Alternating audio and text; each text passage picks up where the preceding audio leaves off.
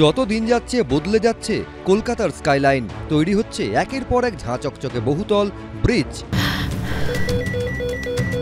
ক্যান্সারে নেই আর ভয়, NCRI-এ হবে এর জয়। আপনাদের ভরসা নেতাজি সুভাষচন্দ্র বোস ক্যান্সার হসপিটাল। চলছে নির্মাণ কাজের মহাযজ্ঞ। যেসব সংস্থার হাত ধরে এইসব নির্মাণ কাজ বাস্তবায়িত হচ্ছে তাদেরকে এবার আনা হলো এক ছাতার তলায়। উদ্যোগ নিল কনস্ট্রাকশন ইন্ডাস্ট্রি ডেভেলপমেন্ট কাউন্সিল। তাদের উদ্যোগে বৃহস্পতিবার কলকাতার একটি হোটেলে আয়োজন করা হয় ব্র্যান্ড কানেক্ট।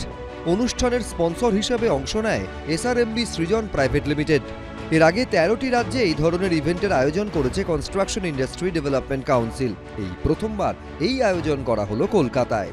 ইঞ্জিনিয়ার থেকে সাপ্লায়ার, ডেভেলপার্স একই প্ল্যাটফর্মে নিয়ে আসা হলো সকলকে।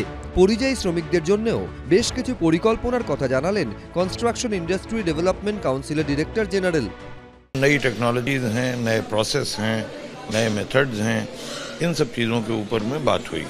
अभी अगर आप कंस्ट्रक्शन वर्कर्स की जो शैक्षणिक वो है देखेंगी तो इनमें से बहुत से लड़के ऐसे हैं जो ग्रेजुएट्स हैं, बहुत से लड़के हैं जिन्होंने 10+2 किया हुआ है और इनके आगे कोई फ्यूचर नहीं है।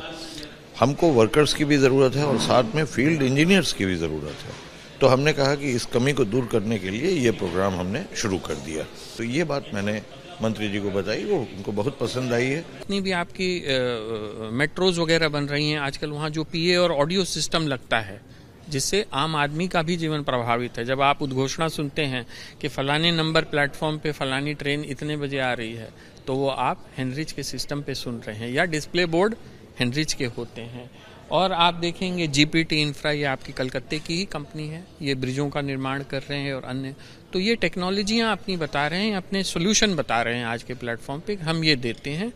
কনস্ট্রাকশন ইন্ডাস্ট্রি ডেভেলপমেন্ট কাউন্সিলের এই অনুষ্ঠানে উপস্থিত ছিলেন কলকাতা পুরসভার মেয়র ফিরহাদ হাকিম।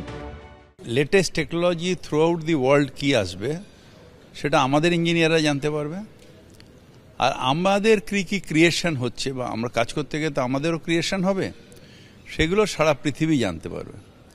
এখন AI টেকনোলজি এসে গেছে। AI টেকনোলজির মধ্যে দিয়ে কনস্ট্রাকশন ইন্ডাস্ট্রিকে আরও তাড়াতাড়ি কী করে করা যায়, একটা ব্রিজ করতে 3 বছর 4 বছর লাগে, কী করে 1 বছরের মধ্যে করা যায়, কী করে তার কোয়ালিটিগুলো আর্টিফিশিয়াল ইন্টেলিজেন্সের মধ্যে দিয়ে ঠিক মতন স্টিলগুলো যাচ্ছে কিনা, সিমেন্টের যে মেশানোটা সেটা ঠিক হচ্ছে কিনা, তাড়াতাড়ি করলে লেবার কস্ট কতটা কম হচ্ছে, এই যে এফিসিয়েন্সিটাকে যে তৈরি করা, এগুলো এদের সাথে আমাদের কাজ করলে বাড়বে। 2022 সাল থেকে বিভিন্ন রাজ্যে এই ধরনের ইভেন্টের আয়োজন করে আসছে কনস্ট্রাকশন ইন্ডাস্ট্রি ডেভেলপমেন্ট কাউন্সিল। এবার তারা বেছে নিল বাংলাকে। রুমা পালের রিপোর্ট, ABP আনন্দ।